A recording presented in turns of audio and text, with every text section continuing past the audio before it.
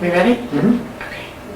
So would you just start by telling me a little bit about what you do and your sort of time you've spent in New York? I don't know if you're a native New Yorker or what, but... Well, on and off for the last 20 years. I'm the director of technical assistance for a nonprofit that happens to be on Wall Street, the National Federation of Community Development, credit unions.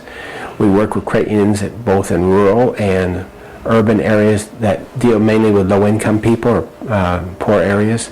So, for instance, it would be the Lower East Side or in Harlem or Varick Street.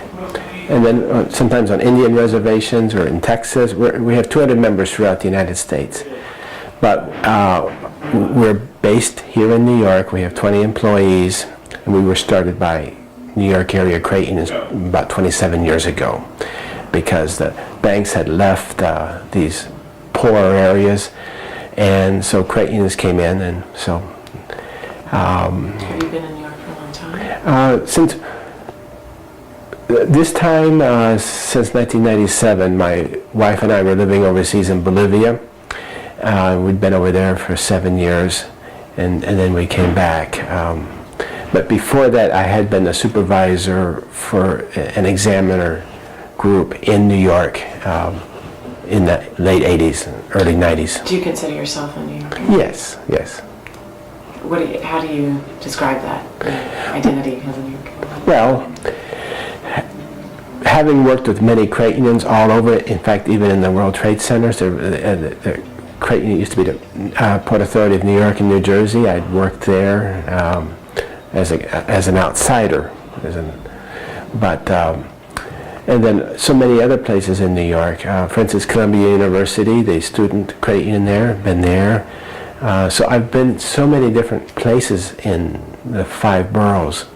For instance, on the island of Manhattan, there's 180 credit unions, and I've been to most of them. So I find that as compared to many people who are born and bred New Yorkers, I have a just as good or even better knowledge. So, and also I like watching people taking pictures or films. So, I'm observant, and this is where I've probably spent the largest single percentage of my life is in New York, even though my family's from Texas and so forth. But I left there when I went into the Peace Corps. So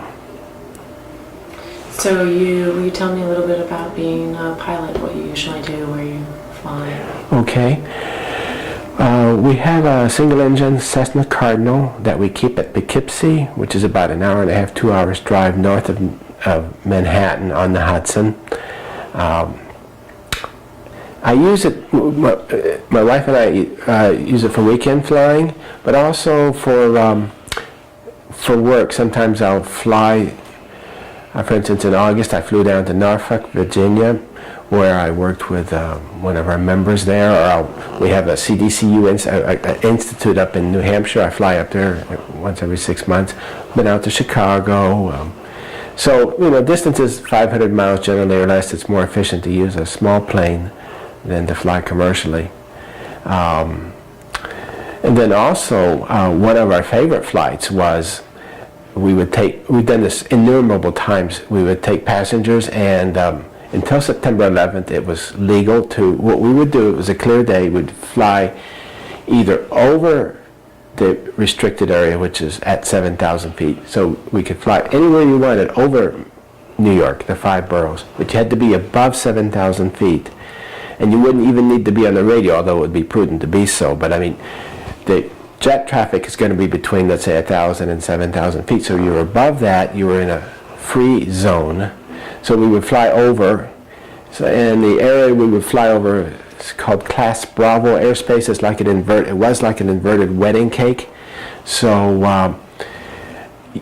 you could, what we would do is fly over, and then maybe just south of Sandy Hook, New Jersey shore, we would come down and then fly back. And that would be the most spectacular part.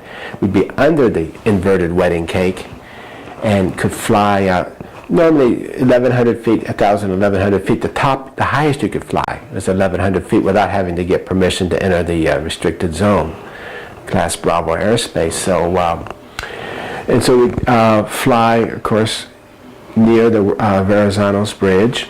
Not much higher than the towers of the bridge. And then, of course, it was quite all right to orbit the lady, as she called the Statue of Liberty. And the helicopter traffic is usually around 500 feet, and like I say, we were anywhere between 900 and 1,100 feet. As you know, the World Trade Centers were 1,740 feet, so we were substantially lower than they were.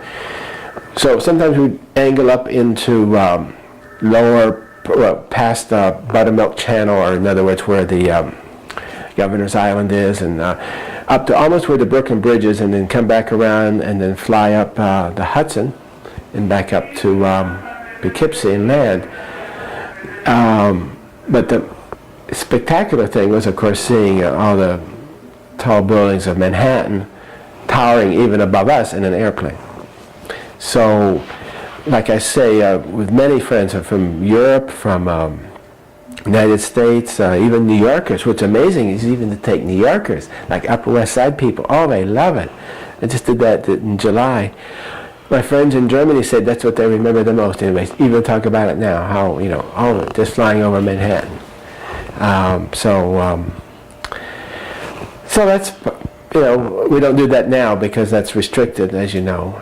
You can't fly down the Hudson anymore because of security concerns. So you can still fly, but it's just not there. So kind of as if you might be sort of narrating, the footage that you took the day before September 11th, maybe you could just sort of walk through that a little bit with me. Just tell me what we see in that footage. Okay, that was taken about in 1998. We had visitors come up that we had met in Bolivia, and they were our house guests. They're Swedish American kids. I mean, their wife's Swedish and the husband's American, and so we took them flying. We drove up to Poughkeepsie, and you'll see the plane parked at Dutchess County Airport in Poughkeepsie, and then we take off and fly down the Hudson, which is one of the most beautiful flights.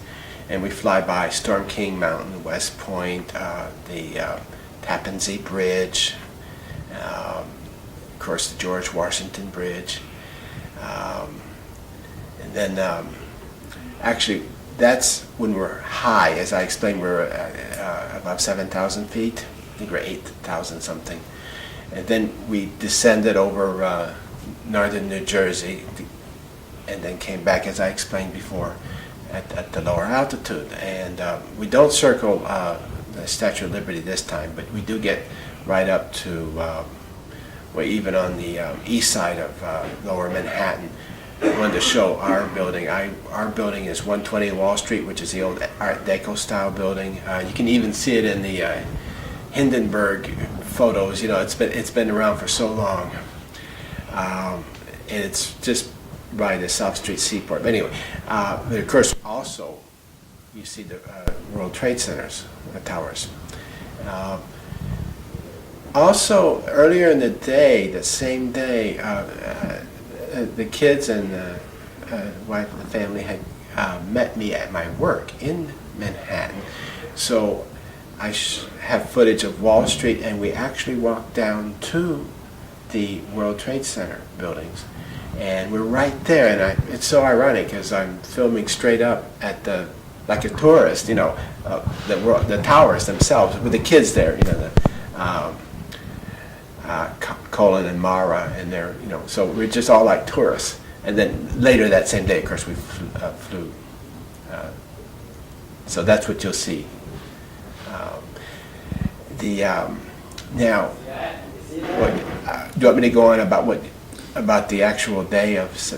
Well, right before that, I want to find out what kind of was your feeling about the towers? Did you have a special feeling about World Trade Center? I mean, you weren't that far away even where you worked, right? So you must have seen them a lot.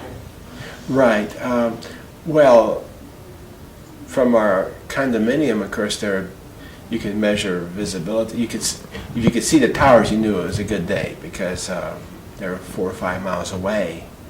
So also you could tell how high the bases of the clouds were because for visual flight rules, if you're at 1,000 feet or more, you're okay. But the buildings are 1,700 feet, so sometimes they'd be in the clouds. From Poughkeepsie or even further north, you can, on a clear day, you can see the World Trade Centers. I mean, or when we were coming up from the south too, you could see them 80 or 90 miles away.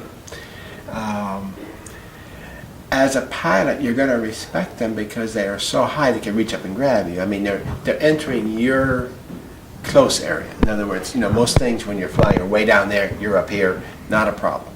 But those buildings are up in your space, and you've got to be aware of them from that point of view as well. I mean, you just can't put them out of your mind. We're going to have to, hold on. We'll Okay. have to move that mic again. Where you lived and kind of the frame of reference they were for you from there. If you could also mention where you live when you say that. Okay, that's good. Give us that. And then you were talking about it as a pilot, which I thought was really interesting. I liked Okay. about that. So yeah, what were your feelings about the towers? Well, from where we live, they were a really good reference to check weather. We live in Crown Heights, Brooklyn, between Nostrand and New York Avenues, and we're on the 6th floor of a 6-story building. So, and most of the buildings are 5 floors, so we can see the skyline very well. Our bedroom, our apartment's on the northwest corner of the building.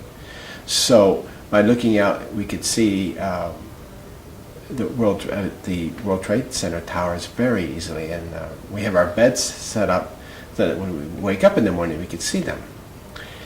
And you know, when the sun's rising in the east and you're looking west at the buildings, they glow. I mean, nothing else glows like it. You know, they had a beautiful, brilliant shine.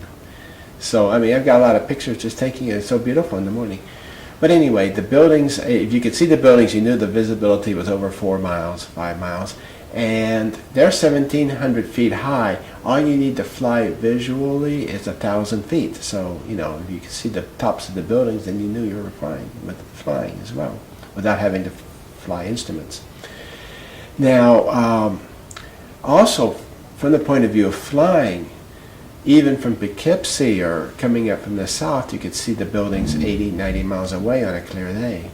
And of course, you'd respect the buildings as a pilot, because whereas most man-made structures are way below you and you don't have to worry about them, like the Brooklyn Bridge, what is it, 250, 300 feet high, you're at least 10 times higher than that most of the time. You know, you're not worrying about it. But the World Trade Centers are right up in your flying airspace, almost 2,000 feet high. So you've got to be aware. Even you can't put them out of your mind. So you respect them, and also it's an anchoring point. Well, not talking from a pilot's point of view, but just like riding our bicycles, my wife and I will ride out to Old Bay Parkway, Far Rockaway. I mean, you turn back and you could see the buildings. You knew where you were in relation to the buildings. So from many points of view, they were a beacon, or a way of orienting yourself. And you know, we've had dinner in the at the restaurant at the top, so that was very nice. And were they like favorite buildings of yours? Would you say, or how do you think about you know, it's funny. I could best relate it to, like, in Bolivia. In La Paz, Bolivia, there's a very tall mountain called Illimani. And the joke is a Bolivian came up to New York and he was lost because he couldn't see where Illimani was. It's a huge mountain that just is always there. That's what the buildings were like. They were just big. They were there. They were an icon. From far away, they were beautiful. Inside, you know, I mentioned before I'd actually worked inside. They reminded me of 60s cheap, you know, with the wallboard, and you know, it wasn't like the Empire State Building. It wasn't awe-inspiring. In fact, I mean, it was a little bit too much of a monolith, and when you're that close. So no, I wasn't in love with them. You know, you're talking before September 11th. After September 11th, that changes everything. Of course, you don't realize how much you miss until they're not there. But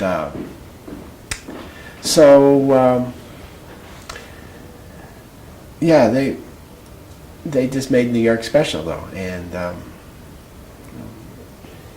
the I know even from a commercial flying point of view, they commanded respect.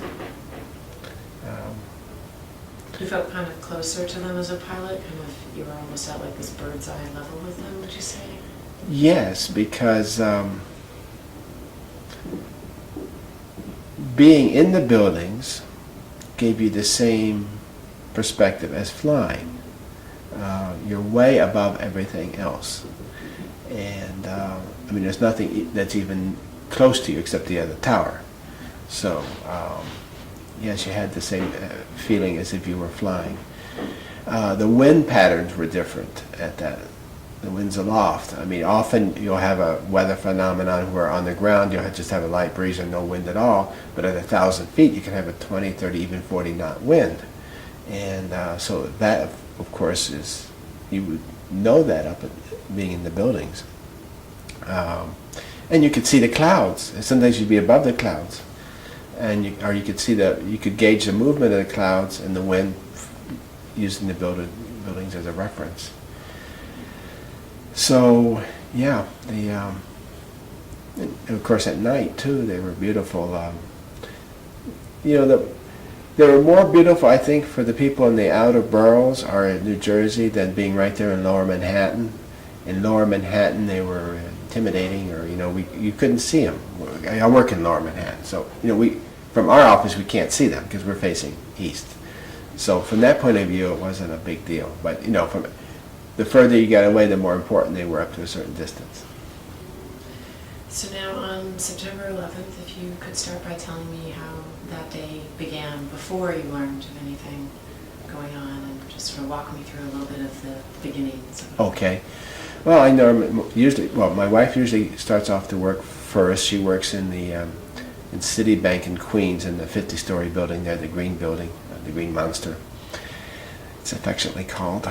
So she doesn't even go into Manhattan. She takes the G line. So I hadn't left yet, which is normal. I don't get to work until maybe around 10 and work late. But what happened was I was doing my exercise, do 15 minutes of back exercises, and I was listening to the radio and NPR, and they said, "Oh my gosh, it was announced that apparently a plane had hit one of the World Trade Center towers, and they were announcing it as an accident." So I wasn't even going to go up and look, but the more they were talking about it, I said, I wonder if I could see that from our window. They were making it sound like it was a small plane. And you're going to be looking at something 4 miles away, you wouldn't think you'd see it. Well, when I walked over to the window a couple of 3 feet, there it was. I mean, it wasn't, the top fifth of the first tower was engulfed in smoke. So, yes, you could see it. And then I have a Video 8 camera, so I went over and got it and put it on a tripod in our windowsill in the bedroom, and I zoomed in to see how that went, and then I zoomed out a little bit and just let the camera run. And never expecting, of course, like I don't think anyone was, that a second airplane would come in. I had it on WOR, the radio then, and it sounded like the Hindenburg disaster. The reporter's voice. He said, "Oh my God, another plane has hit the other tower." I had that. You'll see it on the film. I had it on the film. I wasn't looking to film it. The camera was just running. Of course, I went over and zoomed in, and you could see the United plane coming up from the south, and even from the distance that we are in our condominium from the downtown, and the ball of flame and all that. So obviously, then it was not accidental. And it's funny, before I was thinking, we pilots, we know it's a privilege, not a right, to be able to fly, over in New York. Most cities you can't fly, in Paris or in many cities, unless you have under special flight rules or something, you just can't go and fly over big cities. In the United States, we could or can, and still in many cases. So I was thinking, I wonder, before we knew it was a terrorist, we were thinking, well, some idiot crashed into the side of the building, I wonder if that's going to if the Federal Aviation Administration is going to start restricting that air route or something. So I was thinking kind of selfishly from a pilot's point of view. Anyway, all that kind of, didn't matter at all when the second plane crashed into it. We're wondering what was going to happen. And so I called my boss, who is there, and he had said he was fine and everybody was fine. And I still wasn't imagining anything else happening. I was saying, I was probably going to ride my bicycle then, So he said, fine, if you want to. And then this really turned out to be interesting. I went over to the computer and I went on the internet, and I just, on AOL, you have the address book, you can send out a broadcast email. So the email was still working and all that. So I just sent everybody an email, and I got a lot of responses. So that took up the next couple of hours. Everybody started responding almost immediately. In fact, my email sometimes, like one man in Louisiana and my friends in Europe, it's the first thing they ever heard about what was happening. Because they had been online at work or something, and they got the email. So that took up time. And then, of course, the buildings collapsed, and then I called my boss again. Luckily, I could get through. What I didn't know is nobody else could call in. Nobody was calling. They couldn't. They were trying. I found out later many people were trying to call. But inside the 718 and apparently the 212 area codes, those two you could call. The lines were open and they weren't overtaxed. Did you speak with your wife? No. And so I was going through all the permutations and combinations of how she possibly might have strayed into Manhattan. And I just realized, of course I had some angst, but I couldn't imagine how she would have done that, because there's no reason for her to go that way. And of course, luckily that was true. There was no reason. What happened is she was in the subway when it happened, and when the subway, you go right up into the Citibank building at Court Street stop or whatever it is in Queens. And of course they weren't letting people go in. That was a highly secure, it was a target too. So she ended up walking back. It took a couple of hours with a coworker. And this is what I find so unusual from her coworker needed to go a little bit further. We have a 1988 Ford Bronco in the garage about a block from our condo. She goes in and gets the car out of the garage and drives the friend home. I would never, to me the last thing I would have wanted to have done is getting a car out of the garage. But anyway, that worked and no problem. So about 1 o'clock, I decided, things are happening, but I'm just not going to stay in the condominium anymore. I'm going to go out riding my bike. It was a beautiful day, and I'm just going to start riding towards Manhattan. They might not let people over the bridges or whatever. I'm just going to go that way. I'm going to see what's happening. In our neighborhood, it was weird. The only thing you could see that is evidence that something was unusual was a lot more children in the street. The schools had let out. But people were, being natural. And so anyway, I rode over to Flatbush, and that all seemed normal until I got past Atlantic stop. Then you saw the tens of thousands of people streaming the other way. Now I say those big numbers, tens of thousands, literally that's true, but it's like New York, you see tens of thousands of people every day anyway. It's not like they were panicked and running. It was like they were coming out of a stadium or something.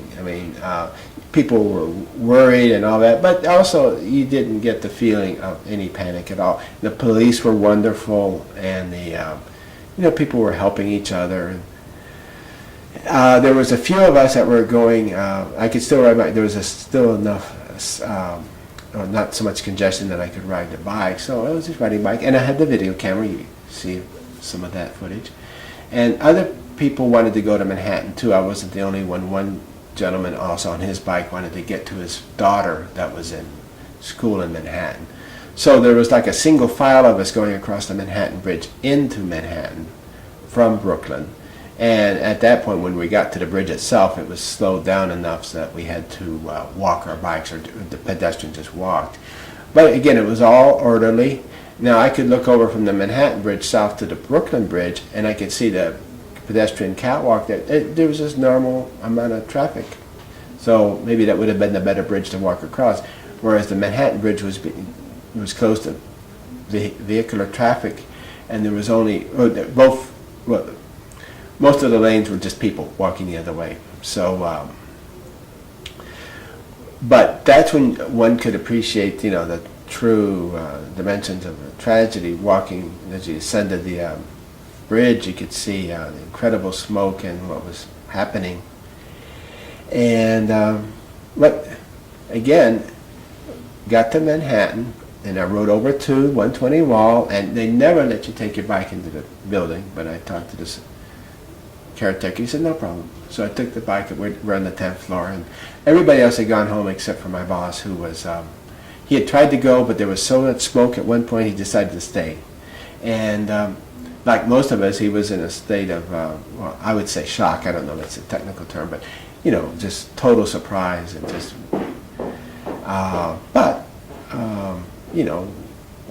just making sure everybody else was fine.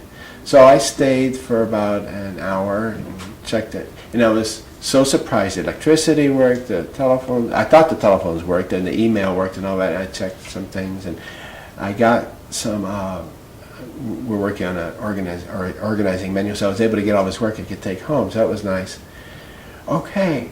Then around 5, I left. The building said, we want everybody, we want a head count. So I thought, well, that's a good time for me to leave. So I went down, and I was retracing my steps, except I rode over the Brooklyn Bridge. But as I was going up the Manhattan side ramp of the Brooklyn Bridge, what sounded like a jet airplane going into reverse, the engines, when they land, they go in reverse thrusters, a big whoom like that. I heard that, and I said, that's weird, there's no planes, what happened?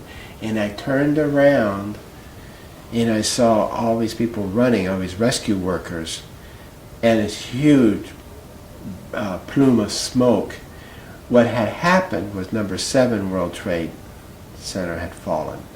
It was around 5:20, I found out later, because it's just like, it was a 50-story building that had just collapsed. And I was higher up, so I could see there was a limit to it, so I didn't have the fear of running. But the people maybe 500 yards closer were running and getting out of there. So some of that's on the video, not much, but you mainly hear the noise. But of course, when they got closer to the bridge, they could see there was no more point in running. So anyway, when that building fell, it took out the phone system and power for our building, so we couldn't go back to work for a week, and even 3 weeks or a month later, the phone systems still weren't really back to normal, and we were on outside generator electricity for a long time, yeah, we couldn't go back for a week, so that was. So what was usually your habit in terms of using your video camera? What did you usually use it for before this? Sometimes for vacation. Also, taking scenes around New York. For instance, when we would ride our bikes to, let's say, Coney Island sometimes, or flying sometimes, taking video camera. I'd go through spreads. It'd probably take 5 or 10 hours total video time a year, because there's not any more time to look at it.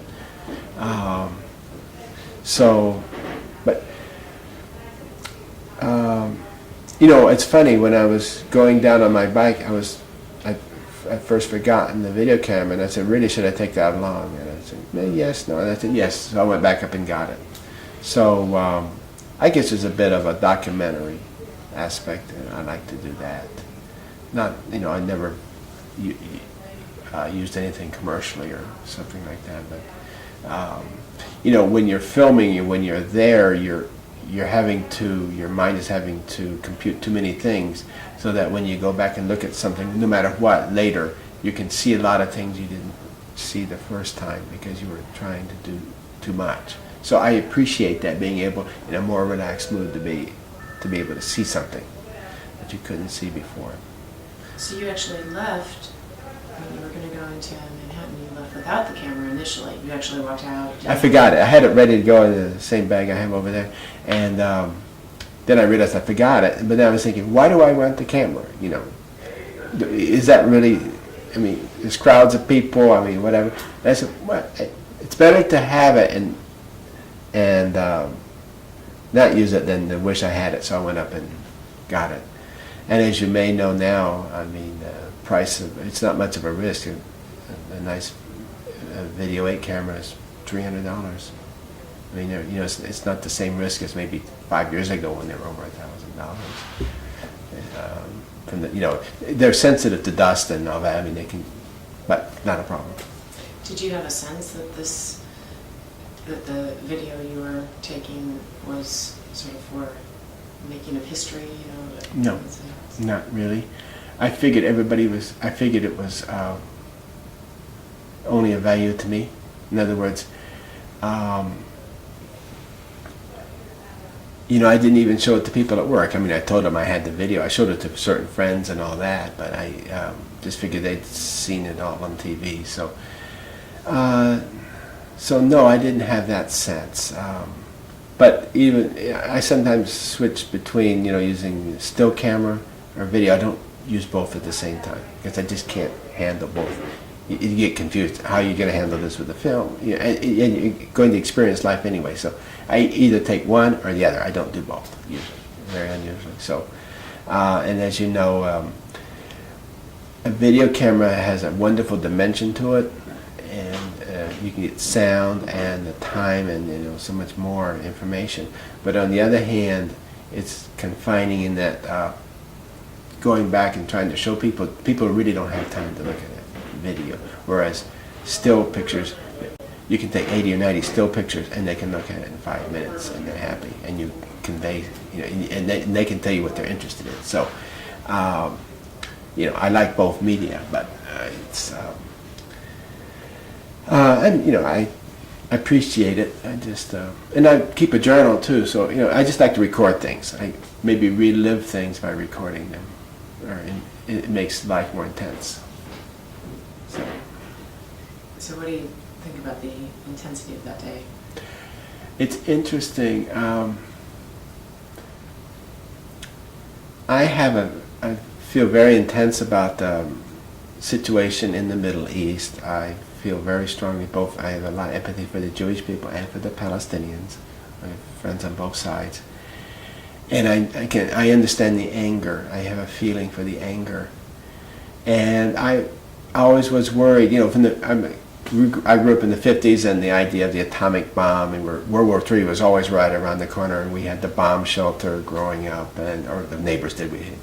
So the idea of total change because of war, it was a lot scarier then, but as one gets older, you get used to living with that fear. You know, when I was in the Peace Corps, I was wondering why there's a certain level of tension that I wasn't feeling. It finally dawned on me. At that time, we didn't know about nuclear winter, but I was thinking, I'm in South America. If there's a nuclear war between the United States and Russia, I won't be in it. So I didn't realize I had all that tension in me all the time, just background tension. And you have to get back into that. It's like driving a car. You have to have a certain amount of tension or you won't make it. So anyway, it was almost like a release of tension. Okay, fine. At least it wasn't a nuclear. If this is their best shot, and it probably is, because I mean, why would they still do this if they had something worse? Well, okay, this is what they're doing. Fine, okay, you know, all right. And I thought they'd probably take out a couple other bridges, and I thought it was a total attack. You know, so, fine, you know, we can handle this. It wasn't. It was more like, okay, this is what they have, and it didn't make. I didn't feel nervous. It was more like, as a pilot, you have to learn to live with a certain amount of anxiety. You know, flying a single-engine plane, you have to think ahead. You know, you have to always work all the time, because engines do quit. Where would I land if? You're always thinking that way. So this is just another if. Okay, fine. We have a terrorist situation. So yes, I knew it was. Everybody was saying, never be, even on that day, that it would be before and after September 11th. It's a dividing point. So I think everybody knew that it was a dividing point, like, you know, Kennedy's assassination. The one thing that was hard to, that was really delayed was the, I mean, obviously, you know, people had to have died, I mean, seeing the plane crash into the buildings. But, you know, that's, until I was walking in, two things happened. One was in Lower Manhattan, you see the missing posters, and that started to dawn on me, you know, there's actually people who did die, you know, on an emotional level. And then I had to go up to Grand Central Station, and in the south foyer, there's a wall that's been, a wooden screen that's been put up, maybe 30 feet long, 10 feet high, and it's just so that people can post missing posters. So seeing all those, that's when I realized that, that was a week or 2 weeks later, that the enormity of the literally thousands of people who had died. But the one thing, nobody at first degree that I knew had died, but I did have one. We have a good friends. They just had twins that live about a block from us. He was on the high floor of the first tower that fell. I think it's 70th floor of the first tower that was hit. Where I was doing a consulting work for the Port Authority, and when I had called Louisa from work, by the time I got to work, Louisa had gotten home, and my wife is Louisa, and we talked. And she said, "And what about Emmanuel?" Emmanuel, and she said, "Don't you remember? He says he was doing a consulting job in the World Trade Center." I said, "Oh my God!" So I called him. He had gotten home. He had gotten out of the building. He was 10 minutes away from the having left the building and just walking across the Brooklyn Bridge when it collapsed.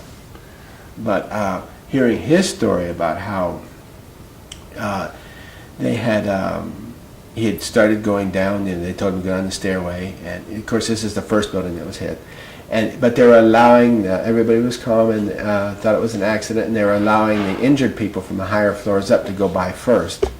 And, you know, so it was a lot more emotional for him. And that evening, the night of September 11th, I had this small bottle of champagne and had for like 6 months. I said, well, we'll go over to their home, Stacy and Emmanuel's, and we'll just celebrate that he made it out. So that's what we did that night. But so, just to go through a couple of the details of that day, where were you, and were you shooting at all when the first and second collapse of the towers happened? I was on the internet. You mean when the collapse, when the buildings actually fell? Were you still shooting at that time? Tell me a little bit about when you decided to stop shooting from home. Okay. And about going to the roof, like the difference between being in your home and then going on the roof. All right. After about 40 minutes, no one had, well, at least I didn't expect the buildings to collapse. I turned off the video. I just figured it would just turned it off. And then I was on the internet responding to all the emails, and because I'd sent out a general internet message that Luis and I were fine, you know. And it's funny, I called it ground zero, you know, even though that term wasn't necessarily used that much then.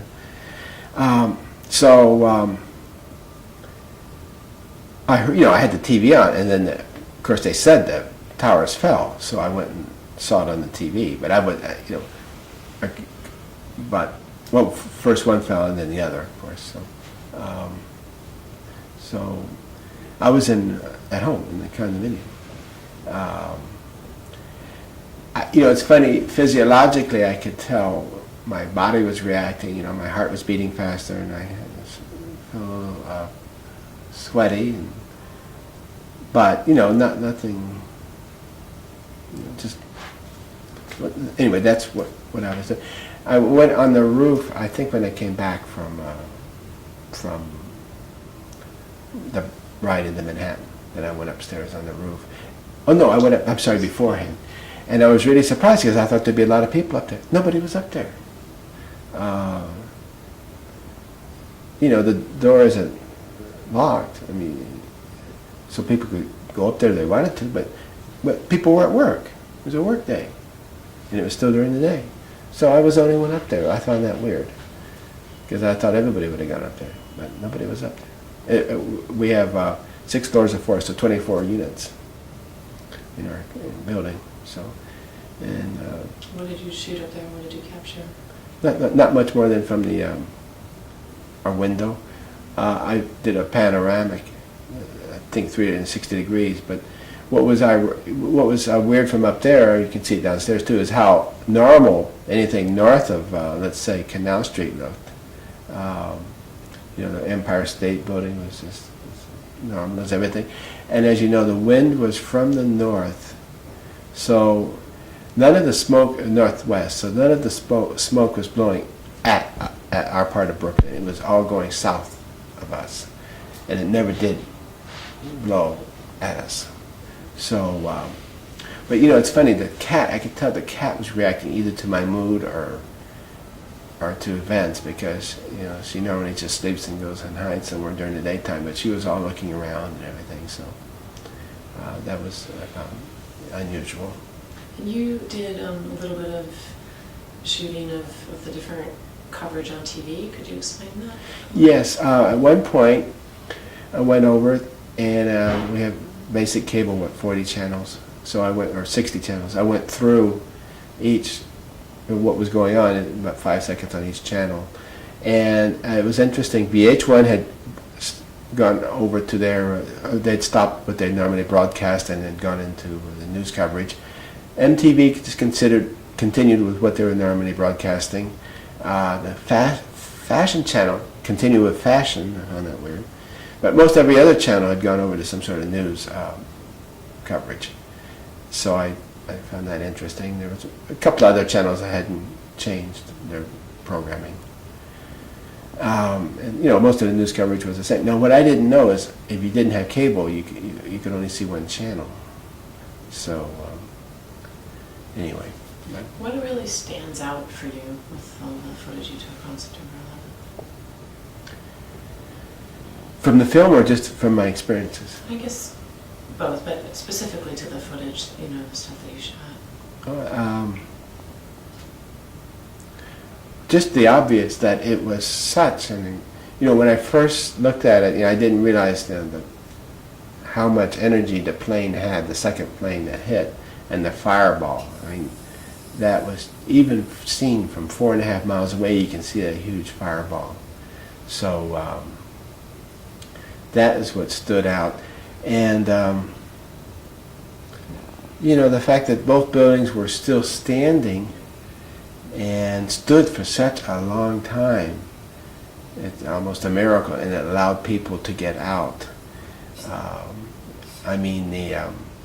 As compared to what could have been the number of deaths, it was like 10%. If the terrorists had known better what was happening, they would of course hit the towers much lower, because then all the people above where they hit would have been stuck. But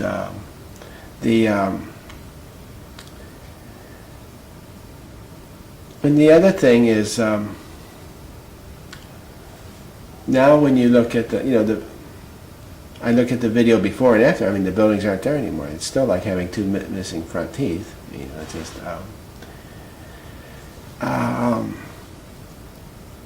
it's just unusual that would happen. As you know, nobody could imagine the buildings falling. It turns out, I saw a special, maybe it was a design deficiency, the way the floors were put together, that now they wouldn't have built them that way, but it wasn't preordained that the buildings had to collapse. I mean, I know the fire melted the metal, and I could see the top part collapsing, but all the rest of the floors collapsing. I don't know if that absolutely had to happen. Of course, I'm not blaming anybody, but maybe with a better design now, it would withstand that better. But that's what stands out. I mean, the rest of it is just all the people leaving and so forth. It's more like all right, people joking and having fun, or they're nervous. I mean, they're doing something, but it's not like a panic situation. It's not like Godzilla and you see all the Japanese people running and they're screaming. No, it's not like that at all. People are just leaving, and they're leaving at their own pace. And some of the video, you know, you got people joking or smiling, you know, I think is a normal reaction to complete change going on. So I think that, you know, it affects people, but it's if you take events in your life and how they affect you, there are a lot of other things that affect you a lot more than this, unless you happen to be in the wrong place. I mean, you know, maybe a divorce or a death, a close death. Or, I mean, there are things that happen that affect you a lot more. Your ability to move on, but this is more of a long-term, lower level. Well, you know, at work, all of us came back to work. Now, I know some of the people in that building were affected more, and some of the credit unions were telling me their staff were affected more and couldn't concentrate. So, and it's not over yet. I mean, this is going to be going on for a long time, but still, you know, I'm a fan of the History Channel, and I'm always watching, you know, the stuff that was going on before. I mean, almost any war is just terrible. You know, Second World War, the Blitz in London, and of course we have friends in Germany, and we've seen what happened to that country. I mean, what happened here is minuscule as compared to, you know, the firebombing of Hamburg. I was in Dresden a couple of years ago, and what happened there, or Berlin. I mean, just, and that's, you know, in living memory. So, and you know, living in South America, you think you're away from war, but the indigenous people, they always had wars. The Aymara, the Quechua, the Incas, they were all trying one to conquer another. So, and I think that from a history point of view, this wasn't, you know, high on the Richter scale yet. So, but you know, I tend to react that way. I tend not to overreact to big things, maybe small things. Sometimes I do. What would you say, do you think is the appropriate thing to do with the space at Ground Zero? I think it would be nice to, couple of things. I don't think it would be inappropriate just to rebuild the buildings a little bit better, but basically the same shapes and all that, just like you'd rebuild anything. Like the communist people rebuilt if you bombed the cathedrals and all that were bombed in Poland and all that, they just rebuilt them. I mean, it's not. I don't think it's pretentious to do that. I think it was just quite normal.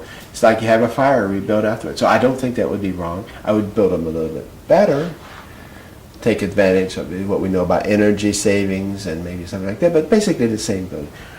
Okay, if they didn't want to do that, I think it would also be nice to build them maybe the same area, volume, but squatter and wider. But to build a smaller tower, maybe somewhat like the Empire State, that would be as high or higher, more as a memorial. Now, a few people like that, you know, what did they say? One of those buildings was 16 Empire State buildings. I mean, the volume of the World Trade Centers was many times more than the Empire State. But you could build something like the Empire State that would hold a few people, that would go very high, but it would be more like a monument than really an office building. So that could be the second half. So I think that would be appropriate. You know, actually what I think the best thing would be is, what's wonderful about New York is how everybody gets involved in these decisions. So it should be, and it's going to be anyway, a joint decision, and argued out, hammered out, and if it takes 5 years for this to get hammered out, fine, you know, it probably will. But it will get people involved, and whatever it will be collective. And I think that's what's nice. So I don't really care what they do. I think anything basically is appropriate. Not a mosque, though. I thought it's joking. That would not be the right thing to put. And do you feel like your identity as a New Yorker has changed? Yes, yes. the I feel much closer to many people. For instance, in one of the tall buildings in Lower Manhattan, you can go downstairs and get your shoe shined. I never talked to the shoe shine people there before. Now I do. What else?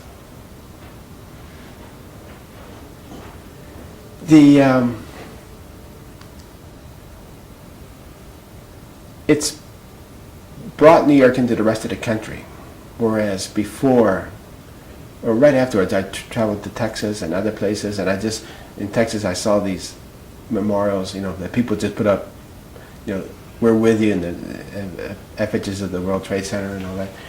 I just think that people realize that they identify. Non-New Yorkers didn't realize how important New York was to their identity, I think, is what I'm seeing a lot, because it's fun to make. It's like we here might make fun of California, and we might not like California depending on your point of view, but we would really be upset if something happened to California. It's part of our identity. It's the same thing. So I think that's one thing that's changed my identity, being a New Yorker. And of course I miss the towers. I hope we have an icon again. I knew New York before they had the towers, and I knew it was a wonderful city. People got rhapsodic about it then, but it's hard to imagine how could they without the towers. They were the special things, but and things move on still, but it's a loss. So it does. I don't. A lot of people, I don't think, realized, verbalized what the buildings meant to them, or what a factor they played. But anyway, to get back to the question, yeah, it's affected my identity as a New Yorker. It's made it even more exciting to live here, and we have a lot of friends who live overseas, and just all their comments and so forth. And, well, just last night we had German friends, and they asked me, well, should we come to New York, Brian? And I said, yeah. So they came in, we went up to Lennox Cafe in Harlem, and there was poetry reading, and very eloquent, touching poetry, and some of it was about the September 11th events. So that was very nice. Is there anything Sounds good. do you have anything else you would like to add? No, I think I can't think of anything. Thank you so much. Okay. Just give us a little bit of room sound. Just for a moment.